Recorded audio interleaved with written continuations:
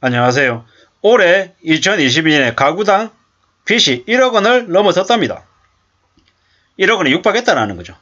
10년 만에 2배가 됐답니다.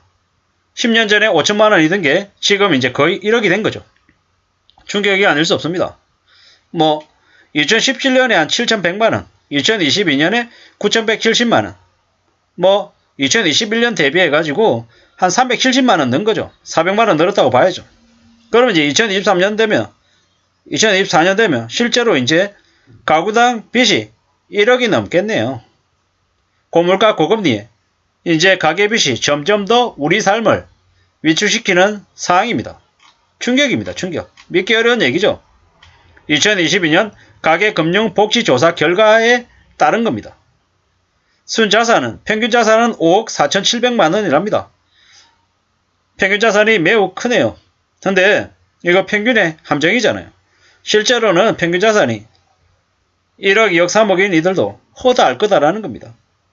자산에서 부채를 뺀 순자산이 4억 5천만 원이라고 하는데요. 저 평균에 해당되지 못하는 사람들은 상대적으로 좀 열등감을 느낄 수도 있을 것 같습니다. 하지만 그 자산 의미보다는 실제로 빚이 얼마나 있냐 없냐를 더 따져봐야 될 것 같습니다. 지금 현재 부동산 자산의 가격을 있는 그대로 믿기는 조금 어려울 것 같습니다. 저게 언제든지 반토막이 되고 거래가 될 수도 있을 것 같다는 생각을 해봅니다. 확실한 건 뭐다? 실질적인 당장 현금으로 사용할 수 있는 자산이 얼마나 있냐가 더 중요한 것 같습니다. 게다가 29세 이하의 가구 빚이 41% 급증했답니다.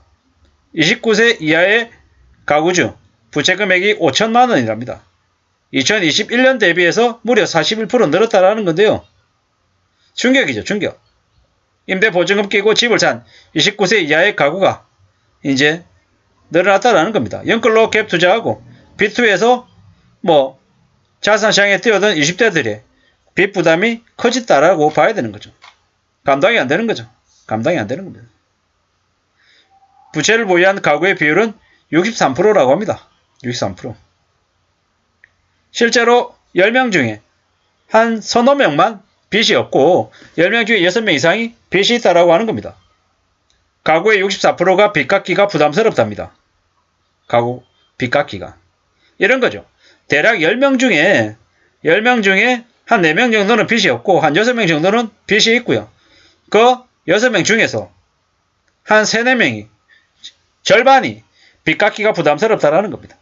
이게 2022년 현재의 분위기인데 23년, 24년, 25년 넘어가면 어떻게 되겠습니까?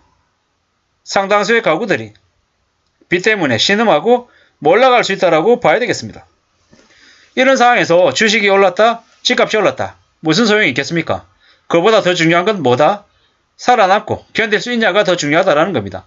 앞으로 벌어질 경제위기, 한 4, 5년 정도 기간 동안에 벌어질 일들이 많은 사람들을 하청민으로 전락시킬 거다라고 보면 맞겠습니다. 대한민국이 5,500만 명 중에서 가구로 따지면 한 2천만 가구죠. 2천만 가구. 2천만 가구고 정확하지는 않습니다. 대략적으로 말씀드리는 거니까요. 2천만 가구 중에서 한 800만 가구는 빚이 없고 1200만 가구는 빚이 있다입니다. 그리고 1200만 가구 중에서 한 6, 700만 가구가 7, 800만 가구가 빚 갚기가 부담스럽다는 겁니다. 그리고 가구잖아요. 가구면 3인이 한 가구다라고 치면 700만 가구 이러면은 한 2천만 명 이상이 빚 갚기가 부담스럽다고 얘기하는 거잖아요. 그 중에서 한 600만 명 정도는 다중채무자라고 얘기하고요. 언제든지 무너져도 하나도 이상하지 않은 이들이라고 얘기하죠. 이래저래 따져보면 꽤나 큰 규모라는 겁니다. 불과 10년 전에 가계부채가 1000조 육박했을 때도 가계부채 내간이 터질 것 같다. 매우 우려스럽다라고 얘기했는데 지금은요. 그 2배입니다.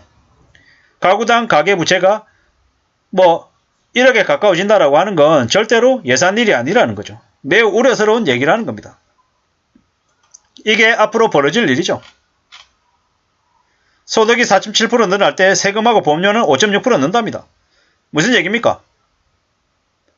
이제 각종 공과금 내야 되는 부담도 더 커진다라는 거죠. 이게 현실입니다. 이게. 그러면 이제 앞으로 우리는 어떻게 살아야 될까요? 이제 경제 성장률도 1%대로 성장이 거의 없다라고 봐야 되는 거고요. 물가는 여전히 높은 상태고요. 뭐 이걸 스태그플레이션이라고 얘기하잖아요. 경제 불황 속에서 물가 상승이 계속되는 걸 스태그플레이션이라고 합니다. 고달프죠. 성장은 안 되는데 물가만 오르는 시련인 거죠. 이제 앞으로는 정신 바짝 차려야 되는 거죠. 고성장 시대에는 빚을 져도 소득이 늘어나니까 뭐 이래저래 빚을 덜 부담스럽게 생각할 수 있죠. 근데 저성장 시대에는 이제 소득도 안 늘어나고 이자는 이자대로 더 부담이 커지고 더 충격을 겪을 수밖에 없는 거죠. 저성장 고물가 시대에 함부로 하이리스크 하이리턴을 발휘해서는 안 된다라는 거죠. 확신이 없으면 빚을 내서 뭔가 하는 건 피해야 된다라는 겁니다. 물가가 많이 오를수록 물가 상승률만큼 돈의 가치가 떨어져서 빚의 무게가 줄어들 수 있다. 이렇게 얘기하는 사람도 있지만 결국에는 당장은 살아남는 게 최우선이라는 겁니다. 생존을 하고 난 다음에 그 다음에 다른 뭔가를 궁리해야 된다는 겁니다. 지금은 어떤 식으로든 씀씀이를 줄여서 현금 흐름을 만들어내야 된다는 겁니다.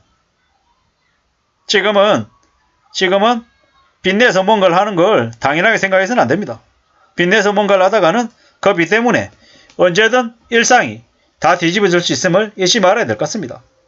가정에 제대는 문제, 부부간의 싸움이 많아지는 것들, 야반도주하는 것, 신용불량자가 되고 채무불이행자가 되는 건 그들이 그냥 되는 대로 살아서 이기도 하겠지만 너무 안일하게 인생을 놔버렸기 때문에 그렇게 된 게 아닌가라고 생각해 봅니다. 가정이 제대로 서지 못하면 그 가정에 있는 구성원들이 바깥 세상에서 어떤 학대나 어떤 횡포나 어떤 조롱을 당할지도 모른다라는 겁니다. 사람 사는 게 얼마나 무서운 일인지를 정신 바짝 차려야 됩니다. 가장이 정신줄 놓고 부모가 나 몰라라 하면 자식들은 그냥 길거리의 아이들이 돼버린다라는 겁니다. 나라가, 정부가 국민들을 나 몰라라 하면 국민들이 길거리의 아이들 마냥 기득권들, 재벌가 족발가들에게 휘둘리고 이용당하고 착취당하면서 많은 사람들이 점점 더 암울하게 산다라는 겁니다. 앞으로 우리가 겪게 될 모습들이 아닌가라는 생각을 해봅니다. 정신 바짝 차리고 살아야 되고 함부로 욕심부리거나 돈 욕심을 가지지 말아야 될 것 같습니다. 그보다는 당장 나에게 주어져 있는 것에 좀 더 감사하고 어떤 식으로든 잘 헤쳐나갈 궁리를 해야 될 것 같습니다. 그래야지만이 이 힘들고 어려운 현실을 잘 극복하지 않겠냐라는 겁니다.